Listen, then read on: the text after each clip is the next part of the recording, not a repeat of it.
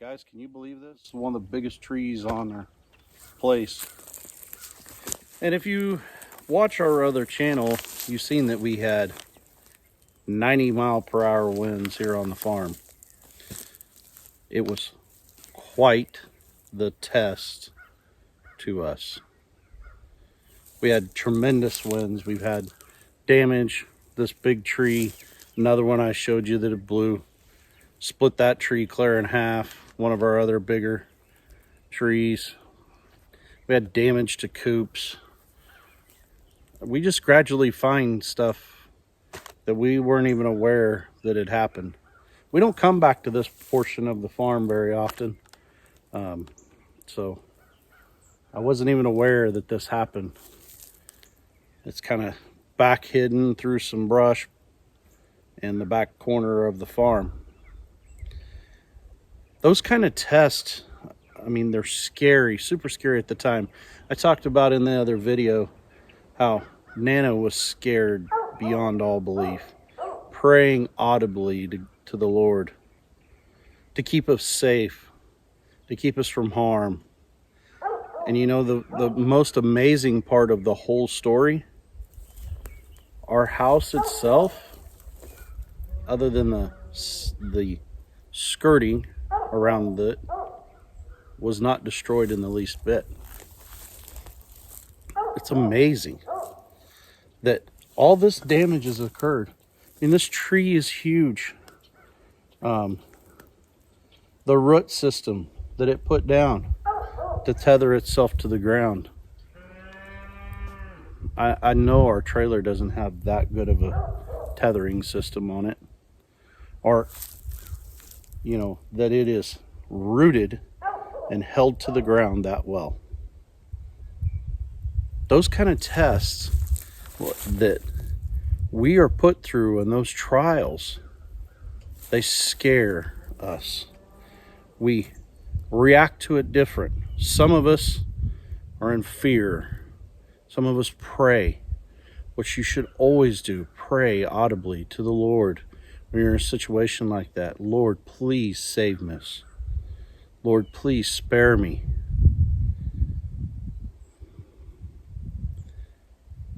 That is the reaction that we should use. Unlike some of us move to anger. I could be angry about this. You know, I could be angry about the fact that our chicken coop had got tore up. I could be angry that the tin was up on our barn. I could be angry that we had fins damaged and lash out to the Lord. Lord, why have you done this to me? Or just be grumpy about the whole situation, about that test that we're put on. Let's think about a test, though. Thought I'd show you some more of this damage. This big tree here, I mean, it's just demolished the top of that tree. But when we start thinking about test, I'm an educator. You guys know that. So why do I give my students tests? Well, it's to prove their knowledge, right? It's to make sure that they know what they've learned. And they can refer back to that again and again and again. So when we think of a test, we think of education. But are all tests educational? Maybe not. Some of the tests that we go through are like us with the 90-mile-per-hour winds. Were we testing our knowledge necessarily?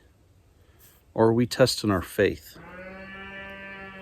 Were we testing how much we believe in the Lord? Was he testing us on how we would react to the situation? I firmly do not believe that the Lord's sitting around going, all right, let's see how far we can push Dale before he fails. You think that's from the Lord? I don't think so. Now, I do think that the Lord uses some occasions like this and some trials to help focus us towards the future. When we start thinking about those type of tests, isn't it more like a trial? A trial is something that we go through, right? And during that trial, so if we talk about a court trial, what's given during that? Well, it's called a testimony, right? Yeah, here I was.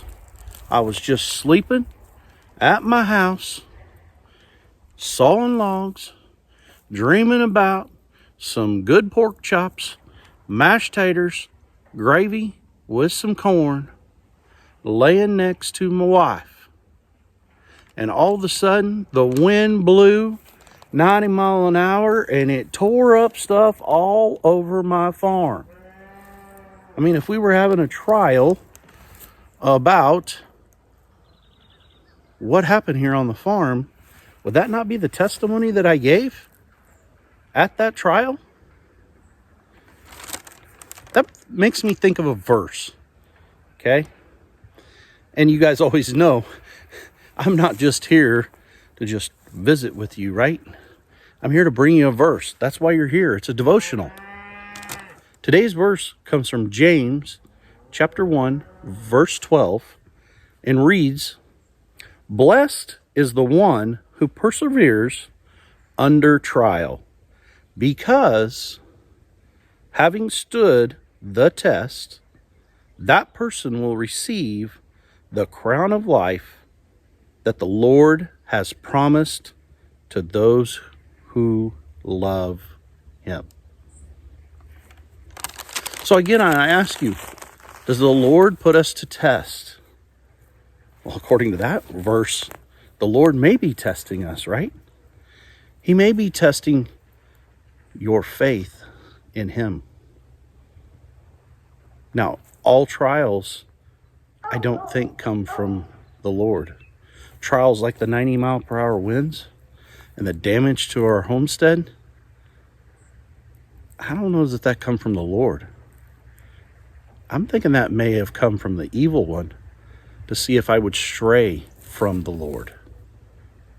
Now, again, it talked during the trial and the testimony. As we go through adversity, as we have problems throughout our life, those are trials and tests. Now, I very kindly ask you, how are you going to give a testimony if you've never been through the test? Something to ponder there. Again, spend some time reading in your Bible. Meditate on those verses that point out to you, and ask yourself this week, is this a test? Later, will I be asked to give a testimony to someone else of how I persevered through that trial and how the Lord has blessed me from it. Till next time, farm on. Keep strong. I love you, and so does God.